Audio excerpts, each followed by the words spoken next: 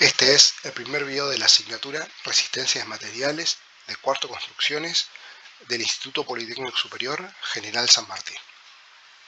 En este video de teoría y práctica vamos a comenzar viendo las consideraciones previas y que tenemos que tener en cuenta al inicio de la asignatura, más el sistema de fuerzas y cómo mantener el equilibrio ante la aparición de las mismas.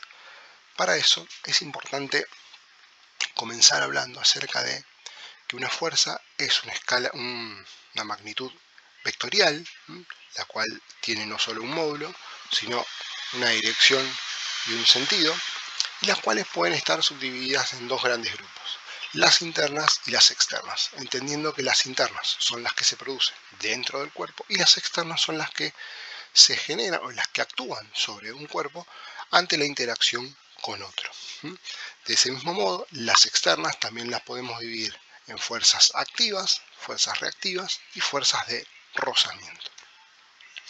En ese sentido, y adentrándonos más en la materia, podemos ver que nosotros lo que vamos a estar estudiando en esta asignatura es el comportamiento de las estructuras. ¿Qué pasa con los elementos estructurales cuando son sometidos a fuerzas externas? Y finalmente, dimensionamiento de las mismas. O sea, vamos a necesitar darle una dimensión, una sección a dichas estructuras para que no solo no se rompan, sino que también no deformen. Esto nos va a permitir a nosotros también calcular las cargas máximas que se van a producir en las mismas piezas y poner a analizar distintas situaciones que se van a producir a partir de estas situaciones. En ese sentido, cuando nosotros tomamos los sistemas de fuerzas con los que vamos a estar trabajando, vemos que tenemos tres tipos: las colineales, las concurrentes y las paralelas. Las fuerzas colineales son aquellas que se producen con fuerzas que están todas en una misma recta de acción, como en este caso F1, F2 y Fn, en donde para poder calcular la resultante, o sea la suma de dichas fuerzas, directamente podemos sumar las magnitudes directamente de cada una de ellas.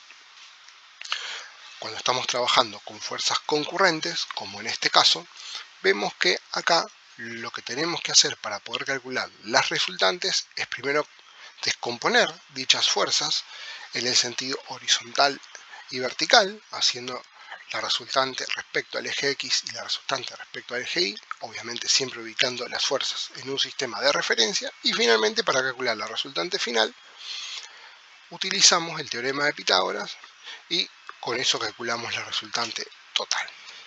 Finalmente, para un sistema de fuerzas paralelas, para poder calcular la magnitud de la resultante, directamente vamos a sumar las dos fuerzas, en este caso porque van con el mismo sentido.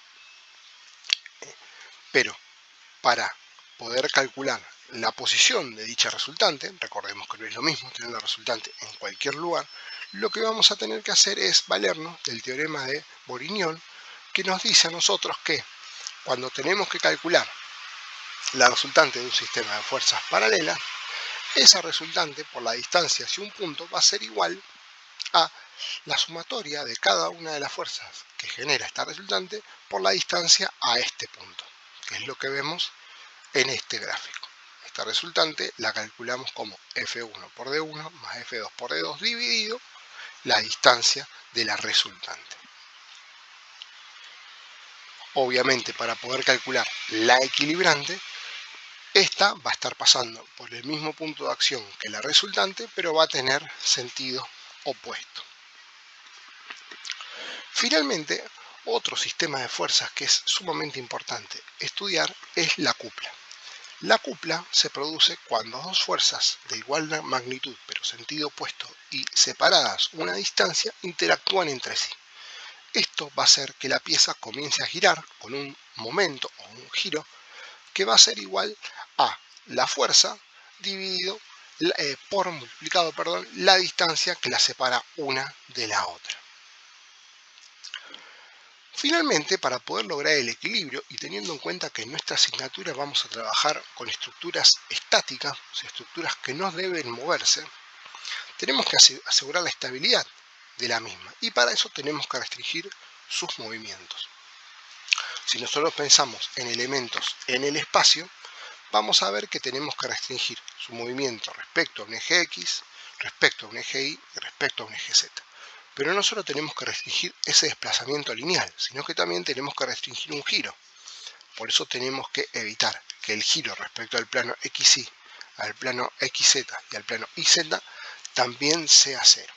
Si nosotros tenemos que restringir eso y tenemos que pensar que van a estar actuando fuerzas que van a intentar generar ese movimiento, tenemos que lograr que la sumatoria de fuerzas en el eje X, la sumatoria de fuerzas en el eje Y y la sumatoria de fuerzas en el eje Z sea cero.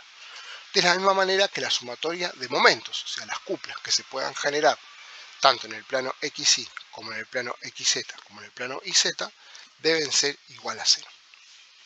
Ahora, cuando nosotros tengamos que simplificar una estructura para poder analizarla parte por parte, lo que vamos a hacer es tener en cuenta los cuerpos trabajando sobre un plano bidimensional. Con lo cual, los movimientos que tenemos que restringir para analizar dichas estructuras son solo tres. La resultante de fuerzas en el eje X, la resultante de fuerzas en el eje Y y la resultante de momento en el plano XY. Por lo tanto, vamos a tener tres ecuaciones de equilibrio que nosotros vamos a tener que utilizar para verificar que el cuerpo no se encuentre en movimiento. Con esto fue todo por esta clase. Gracias.